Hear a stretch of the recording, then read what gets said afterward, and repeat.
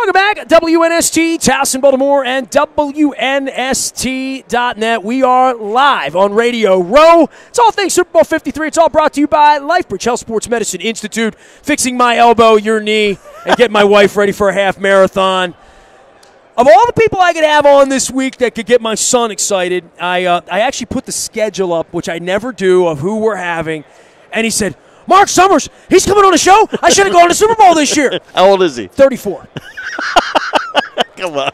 He's 34. He is. But, you know, you are a legend to many, many people, and I think we'll talk about, all of the Nickelodeon stuff. And for people of that generation, I'm sure you get stopped everywhere you go. It's and nice. You're here for Nickelodeon and Double Dare and the legend of Double Dare, doing it with football players and all that stuff. Yep. But I'm going to talk game show with you, okay. but I just want to talk about the legend of being that guy. You know what I mean? You know what? I grew up wanting to do this job, and I'm one of the lucky few who's accomplished the task, you know. And so when I moved to Los Angeles in 1973, I was doing stand-up. I was a professional magician. I was doing stand-up comedy at the Comedy Store, but I wanted to be Bob Barker. And so did Drew Carey, apparently. Yeah, and he was a little more successful at it than I was. But I started working with Barker in 73 on a show called Truth or Consequences. I was writing for him. And I thought I'd died and gone to heaven just to be in the same room with him. Remember that? Yeah, absolutely. Yeah. So I was a kid, 22 years old. They paid me $350 for 2 days' work to come up with stunts to do on that show. But you're a kid from Indianapolis, right? Grew up in Indianapolis, and you went to L.A. to be a star, right? Yes, I did. I stopped over in Boston, went to school there, moved to L.A. in 73. My brother was playing drums for Helen Reddy, so I had a place to stay. And I went knocking on doors, became a page at CBS Television City. Man, if Letterman just would have followed your footsteps, you'd have become something. You know, I was working a radio station in Elwood, Indiana, WBMP weekends, 6 to 11 when I was 15. And when I lost that job, Dave took my place. So you know when you say I was working at WMPM, and you clearly did radio. I did radio. I started off in radio, WBMP FM in Elwood, Indiana. And well-trained. Well, thank you. And it was W because I used to say W, you know, like you did in Indiana. W. I said, no, it's W. I don't W. Get it. Yes. I had a guy teach me that in about 1995. And when I go back and I listen to my old stuff, and because I've been on the radio 27 years now, so I go back and listen to the old tapes, and I'm like, oh, God. I know. You can't believe you're still working, right? And I remember when it was weird just to hear your voice on your voicemail. Yes. Well, not voicemail, answering machine. Answering machines, remember that? When you had to listen to your own voice, and you're like, ah. Yeah, I have air checks for my college radio show when I was... a lot more nasally. Oh, my God. I was first I was Mark Soprano, Monroe. right? Soprano. No, I was actually... I had an okay voice, but I didn't know what the hell I was doing. You know, you think you do,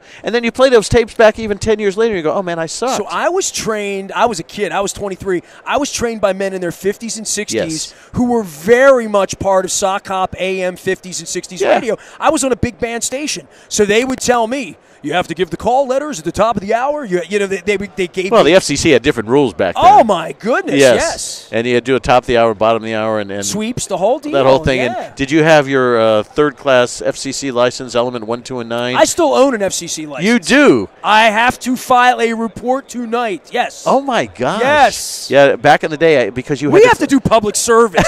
That's exactly right. But that was fun, and we got our feet wet and learned. And I've been lucky, as it sounds like you've done well for yourself as well, that I've never had a job outside of broadcasting. I have never done well for myself. That's why I have a job in broadcasting. You own the joint. Come on. Marc Summers here from Nickelodeon. I'm glad I can make you laugh because I either want to, when I'm done with this, because I'm going to quit doing this soon, I'm either going to become a comedian. Yeah. And this is, I think, the other thing I could do. I can't learn to play the piano. I'm missing a finger. I can play the guitar, but singing's over with me. My voice. I think I could be a game show host. I think if there was anything that I'm qualified to do after 30 years of doing this, right. I mean, you got your start in radio. Look at how it worked out for you. Right. I'm looking to be a game show You're host. never going to quit broadcasting, first of all. You're going to keep doing this till the day you die. Why? Number one, because it's in our blood, and we can't stop. As many times as I've tried, I always come back to it. That's number one. Number two. It's like the Godfather and the Mafia. Yeah, it's kind of one of those deals. It sucks you back in. And here's the other thing that's going on. To be on television now, you have to be famous. The days of where you could discover an Oprah Winfrey don't exist anymore. if you want to host a game show, you have to be a movie star now. And Alec Baldwin changed that whole situation. So I can't even get auditions anymore. Forget about experience. The more experience you have, the less they want you. They want Kevin Hart. All I wanted to do was be Bert Convy or like Wink Martindale or something. You know what I mean? The odds are slim and none now because you have to be a movie star first to get a job. It's unbelievable. Yeah, it's so true. I want to stop the whammy. I was a head page on Tattletales with Bert Convey.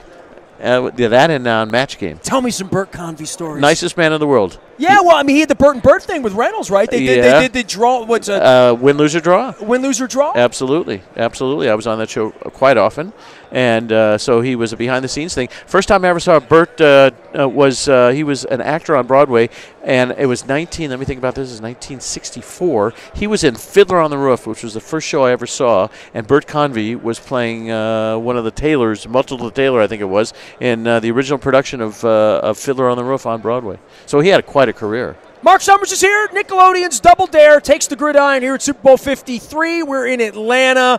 You are a legend to my son, folks like that. Give me what you're doing here, because I know you're involving Russell Wilson as well as Drew Brees and engaging folks here as Nickelodeon does. We're doing a Double Dare Super Bowl special that we shoot tomorrow night that will air on Nickelodeon at noon on Sunday, and NFL players playing for charity with some Nick stars and some kids just out of the audience, and we had to make the obstacle course bigger because we figured the athletes are in such great shape they would do 8 obstacles in no time at all, so we're doing 10 obstacles in 60 seconds, but still giving away a lot of money. And, it's fun because NFL's been very cooperative working with us, giving us great players, and they're very open to getting slimed, getting messed up, and just having a good time, and that's why we're all here. How many times have you been slimed? Oh, my God, hundreds of times. What's it taste like? We asked JoJo Siwa last year. What'd she say? She had some answer. She thought it was kind of gross, as I remember it, yeah. Back in the day, when we started, it was made out of applesauce, vanilla pudding, and green food coloring. But I think somebody told me that. Yes. That it was very edible. Somebody that came on, or maybe I saw that somewhere. Probably in the saw it somewhere. Justin Timberlake era or something crazy, Yes. So somebody said it was edible at one point. Have some green stuff and make a mess of me before it's all over. No, believe it or not, I'm actually fairly normal when we're not doing that show. Yeah, do we have a slime app where you can just slime yourself? I think you just gave us an idea. That's a fantastic idea. Slime app. There you go. They're registered before we. I just want 5% of all of that. I can retire on that. But are you a Colts fan by any chance? You know what? They weren't there when I was there. Good, because they friggin' stole them from us. I know. Well, you know. You knew I wasn't going to let you go without bringing that up. Well, but that was all crazy. The way in the middle of the night they go back and forth or whatever. But you were long gone. I was long gone. I live in L.A. now, but they were there when the Rams and the Raiders left, then came back. And think about it. They're back. It's second year and they're playing the Super Bowl. But I'm for New England. I'm hoping that the Patriots do it again. Look at the time. He's got to go. By 7. Marc Summers. Tom Brady, 41, going for number 6. When's the show air again? Sunday? Sunday on Nickelodeon, noon. Turn in and watch the Gridiron Super Bowl 53 special. And you can find it out on Nickelodeon, anywhere Nickelodeon is served with your cable operators. Thank you, sir. Thank you. Marc Summers joining us here from Nickelodeon. You can find me out on Twitter and Facebook and LinkedIn and Snapchat and anywhere Nickelodeon and slime is sold. Nasty at WNST.net finds me. We're on Radio Row. The buyatoyota.com audio vault is there for everything you miss here from Atlanta. We are WNST.net, AM 1570 and WNST Taos in Baltimore, and we never stop talking Baltimore sports.